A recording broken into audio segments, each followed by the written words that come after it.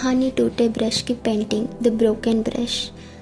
जयपुर की गलियों में सुबह का धुंधला फैला हुआ था। चाय की दुकानों पर धुआं उठ रहा था और लोग अपने अपने काम पर निकलने की तैयारी में थे। पर शहर के पुराने मोहल्ले में एक छोटा सा कमरा था। दीवार पर रंगों के छींटे, टेबल पर आधे सूखे ब्रश और कोनों में बैठा आदित्य।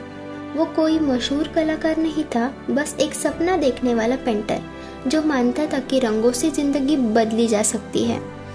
आदित्य का कमरा छोटा था, लेकिन उसके सपने बड़े थे।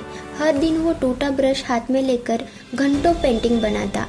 पड़ोसी के रामू काका बोलते, अरे आदित्य, नया ब्रश क्यों नहीं लेते, वो तो अब टूट चुका है।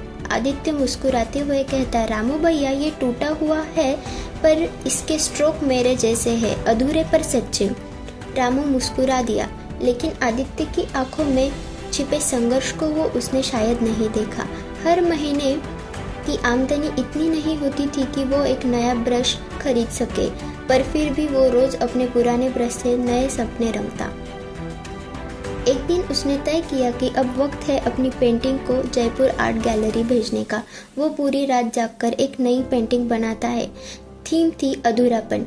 पेंटिंग में आधा चेहरा रंगों से भरा था और आधा खाली, जैसे जिंदगी कुछ पूछ रही हो, पूरा कौन ही है इस दुनिया में। आदित्य धीरे से बोलता, शायद अब ये पेंटिंग मेरा जवाब बन जाए दुनिया के लिए। वो पेंटिंग जमा करता है और उसका इंतजार करता है। 3 दिन बाद जवाब आता है, आपकी कला में भावनाएं हैं, लेकिन यह हमारी गैलरी के स्तर की नहीं। वो पत्र आदित्य के हाथ में कांपता रहा। उसकी आंखें भर आई। वो दीवार की ओर देखता है जहाँ उसकी अधूरी पेंटिंग लटकी हुई थी। शायद दुनिया सिर्फ चमक देखती है, दर्द नहीं, उसे ऐसा लगता है। उसी शाम उसके कमरे में उसकी माँ आती है। वो चुपचाप बेटे के कंधे पर हाथ रखती है और पूछती है, हार मान ली? आदित्य कहता है, माँ, लोग कहते हैं मेरी पेंटिंग में फिनिशिंग नहीं है, शायद मैं भी अधूरा ही हूँ। माँ बोलती है, बेटा, फिनिशिंग तो मशीन देती है, दिल से बनी चीजें अधूरी ही खूबसूरत लगती है। वो मुस्कुराते हुए टूटा ब्रश उठाती है और पूछती है, अगर रंग सूख जाए तो उसमें पानी डालना, लेकिन अगर हौसला सूख जाए तो क्या डालोगे? आदित्य बोलता है, आंसू डालूंगा माँ, ताकि रंग फिर जिंदा हो जाए। माँ ने कुछ नहीं कहा, बस सिर पर हाथ फेर दिया। वो स्पर्श जैसे मरते हुए सपने में जान डाल रहा हो। अगले ही दिन आदित्य ने अपने टूटे ब्रश से एक नई पेंटिंग की शुरू की। इस बार कोई थीम नहीं थी, बस भावनाएं थी। वो हंसते हुए, रोते हुए अपने दिल के हर रंग उस पेंटिंग में उंडेड़ने लगा।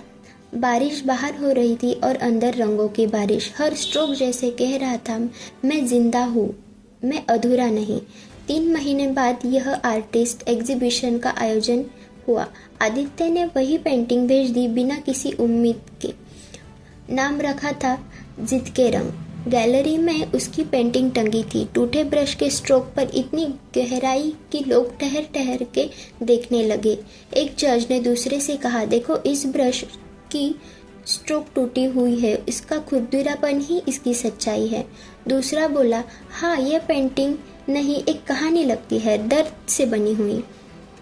और उस शाम best emotional art of the year award मिला आदित्य शर्मा को। मंच पर खड़े होकर उसने वो टूटा ब्रश अपनी जेब से निकाला। आदित्य आंखों में आंसू लेके मुस्कुराते हुए कहा, इस ट्रॉफी का इस ब्रश ही एक हकदार है, क्योंकि इसने सिखाया, जब दुनिया तुम्हें तोड़ दे तो रंग बनकर जवाब देना। पूरा हॉल तालियों से गूंज उठा। तो इसी कहानी से हमें ये सीख मिलती है कि जिंदगी में औजार नहीं, इरादे मायने रखते हैं। कभी कभी अधूरी चीज़ें ही सबसे खूबसूरत होती है। टूटा ब्रश अगर जिद्दी हो तो वो दुनिया भी रंगीन बना सकता है। ऐसी ही मोटिवेशनल कहानी सुनने के लिए हमारा चैनल सब्सक्राइब करें और बेल आइकन को प्रेस करें। धन्यवाद।